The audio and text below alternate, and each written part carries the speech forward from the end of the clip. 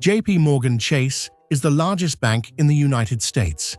It has teams of lawyers, analysts, and diligence specialists whose entire job is to make sure the bank doesn't get robbed. In 2021, a 30-year-old founder robbed it anyway, for $175 million. The common story about corporate fraud is that it takes years of quiet accounting tricks, slow leaks, numbers massaged over a decade until nobody can tell what's real. This one took a single spreadsheet of people who did not exist. Her name was Charlie Javice. Her company was called Frank. And the 4 million customers she sold to America's biggest bank, the ones that made her rich, were fewer than 300,000. The rest were invented. Some of them bought from a data broker. Some of them generated by a professor for $18,000. Here is how she almost got away with it, and the one marketing email that brought the whole thing down. Start with who she was, because the resume is part of the con. Charlie Javice was not a nobody. As a teenager, she founded a microfinance nonprofit called PoverUp. She went to Wharton. In 2019, Forbes put her on its 30 under 30 list for finance. She was the exact profile a bank wants to buy. Young, credentialed, ambitious, on paper, unimpeachable. The credibility was real. It was the only thing about the deal that was. Frank pitched itself as the way to make college financial aid simple. Fill out one form, and Frank would help you navigate the federal student aid system. The promise was scale. Millions of young Americans all funneled through one app. For JPMorgan, that was the whole appeal. Not the software, the users. Millions of college students are millions of future banking customers. The bank wasn't buying a product. It was buying a list of names. So the number of names mattered more than anything. Javice told JPMorgan that Frank had more than 4.25 million users. That figure was the entire justification for the price. The truth was that Frank had signed up fewer than 300,000 people. The gap between the story and the reality was roughly 4 million human beings who were never Frank's customers because they were never anyone's customers. They didn't exist. And the bank, to its credit, asked for proof. That is where the fraud stops being a lie and becomes a crime.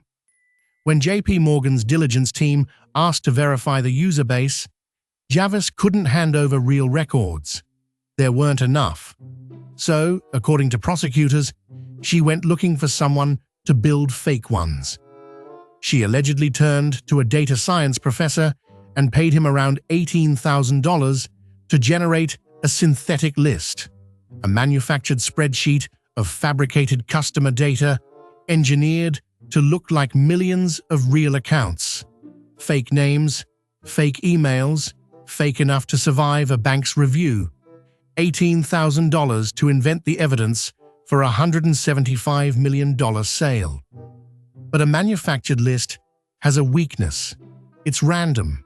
It doesn't behave like real people. And Javice's team seemed to know that a purely synthetic file might not hold up. So there was a backstop, and the backstop is almost funnier than the fraud. Frank's chief growth officer, Olivier Amar, allegedly went out and bought a list of real people. From a legitimate data broker called ASL Marketing, he purchased roughly 4.5 million records, actual names of actual humans, for about $105,000.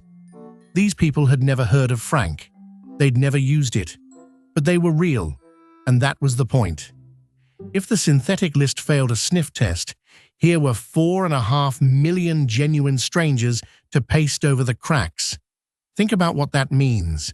The company had so few real customers that the cheapest way to look big was to buy other companies' customers off the shelf.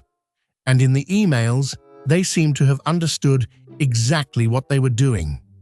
Prosecutors cited an exchange in which Frank's engineering director hesitated about fabricating the data.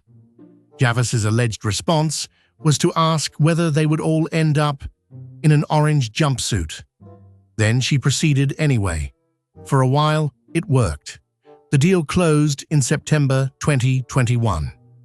JPMorgan paid $175 million. Javice personally walked away with roughly $21 million, plus a retention package and a job at the bank she had just defrauded.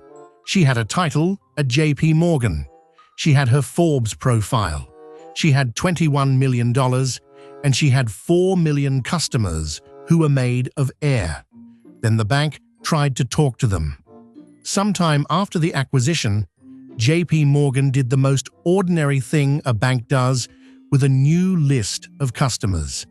It sent a marketing email campaign.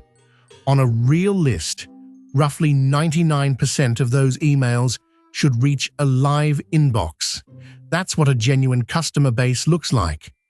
Frank's list delivered about 28%. 72% of the emails bounced. Because the addresses led nowhere.